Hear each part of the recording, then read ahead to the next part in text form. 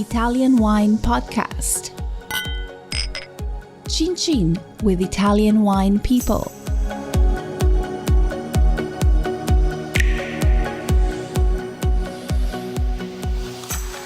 Hello, this is the Italian Wine Podcast. My name is Monty, Waldin. My guest today is Stephen Sousa, who is a sommelier, and he's based in Canada. Now, where are you speaking from? I'm in Consacon, Prince Edward County in Ontario, Canada. Right. What's the weather like up there? It's 10 a.m. It's a brisk morning. It's nice, beautiful, clear skies, and we're going to get up to 15 degrees C this afternoon. So you're a weatherman as well as a wine expert. I like your multitask. You like that, eh? I did. I'm going to get a traffic report from you in a minute as well. Well, I think normally people think Canada's super cold, and especially at this time of year, but it's quite a nice fall day. Perfect for tying down. Yeah, sorry, perfect for tying down annoying English journalists. Is that what you're about to say? Tying down vines, which I'll be doing in a few moments after the interview. Really? That's a backbreaking job, that one. Oh, it is, yeah, especially here. Why are you doing that? Have you got a vineyard, I guess? Friends of mine have a vineyard about 10 minutes from here. It's called Melville Road Vineyards, and they took it over a year or two ago as an abandoned vineyard, all Pinot vines that they're restoring to health. And since everything that's been going on, I've been in the county for 2 years now, but I've been working on the vineyard for the summer. So it's been a fun summer getting to know the vines and getting to know a little bit more about viticulture. Good stuff. Sounds good. Is Canada your native country?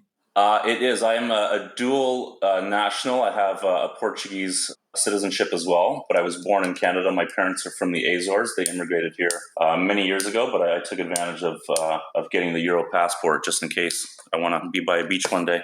Oh, really? Good for you. Do you was it a wine family? Is yours a wine family? I would say yes. My father would always make wine. Growing up, I recall that vividly. Every fall, he would get grapes. I think they would come from California in small wooden crates. Him and his gang of friends in the neighborhood and some uncles of ours would pass a press around, and we would make wine. He would ferment it in our basement, so there was always smell of fermentations happening in the house. And he would only drink his wine, so there was always wine at the table, lunch and dinner. And he's kind of one of those old school guys who always kind of nourished himself with a glass of wine. Is that what made you? Was that the trigger for your love of and career in wine, or did that come from some other source or impulse? I think it must have influenced me because wine was always around. I think when I was a kid, it was just there. We got to taste wine. It was never. It was kind of a good culture surrounding wine, a very kind of a European view of wine. So I didn't love his wines necessarily. When I started learning about wines in the kind of late 90s, early 2000s, there's a lot of the kind of the bigger extracted stuff. But I think that must have influenced me. I think when I really got into wine was during university. I studied psychology at the University of Toronto and was working in some good restaurants with good wine programs to get my way through school. And I think I found by the time I graduated, I was already working in some top restaurants, managing top restaurants and getting into wines that way. So you're a busy lad. You obviously have a very strong work ethic, doing all the study as well as working as well. So what was the next step? I mean, obviously working part-time. How did wine become your professional career?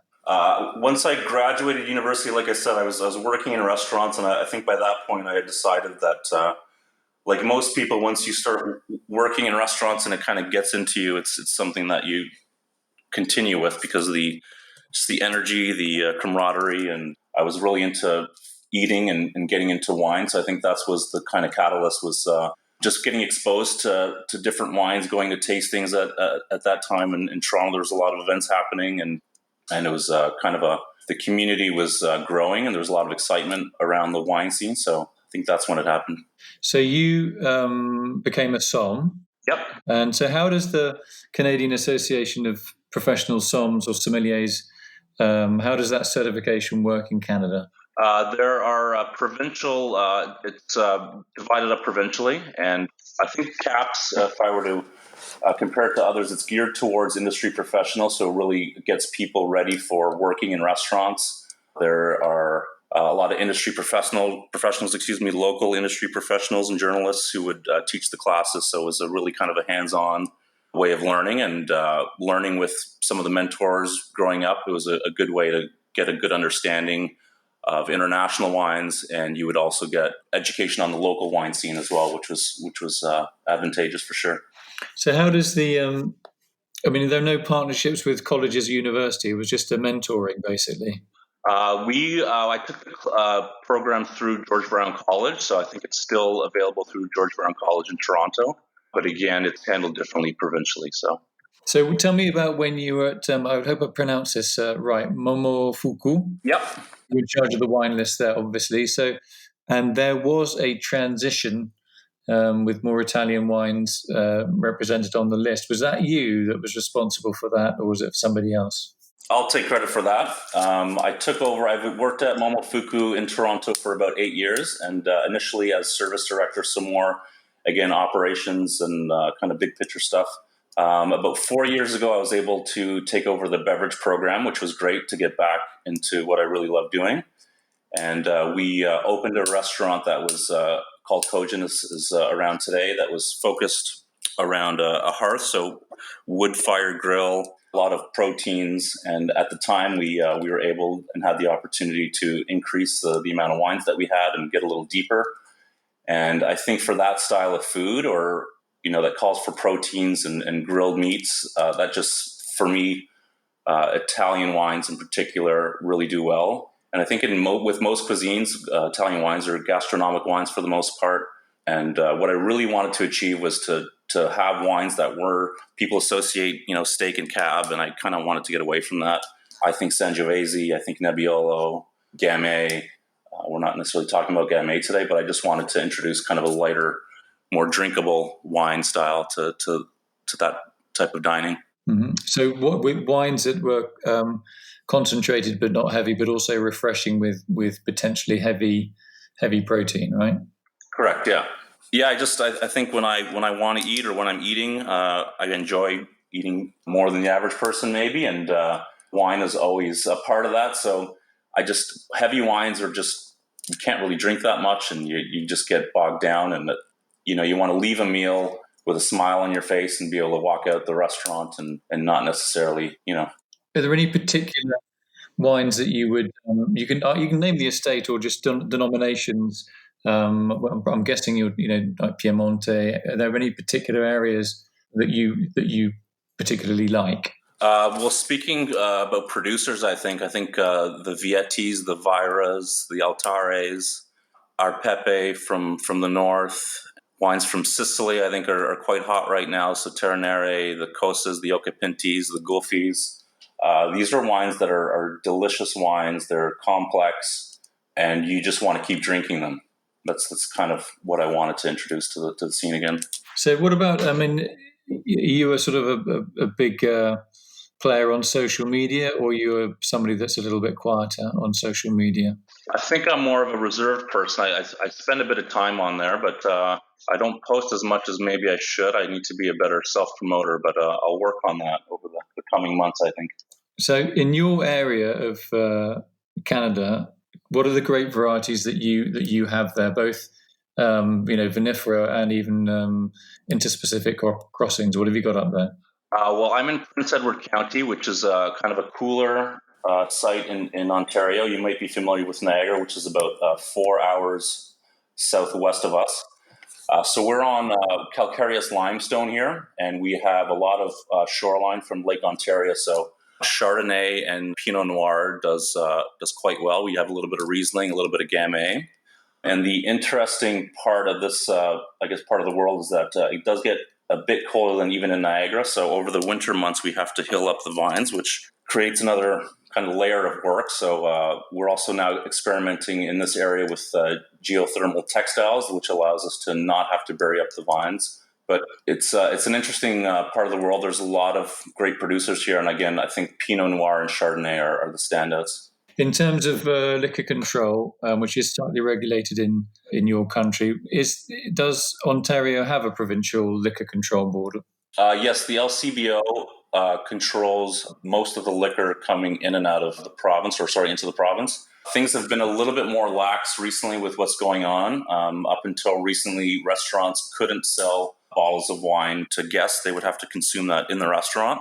But a bit of a lifeline most recently is that the wine restaurants and wine bars can essentially have bottle shops now and sell some of the wine. So it's a lot better for buyers and people who want something that's a little bit more esoteric, maybe. A lot of the natural wines, the biodynamic stuff, the really funky stuff you really couldn't find in the LCBO, but now you can go to your local restaurant and find those easily. Do you think that will provoke a sea change in availability of choice in your part of Canada, or do you think things will go back to normal, inverted commas, after COVID, and if it goes away? I think it will. I think there's always the availability. It's just for the average consumer, you're forced to buy cases, which is not the worst thing, but for taxing purposes, you would have to buy cases. But so now being able to buy just individual bottles or mixed cases makes it a lot easier and just better for the consumer. So hopefully that's something that'll continue. I know they've just extended that deadline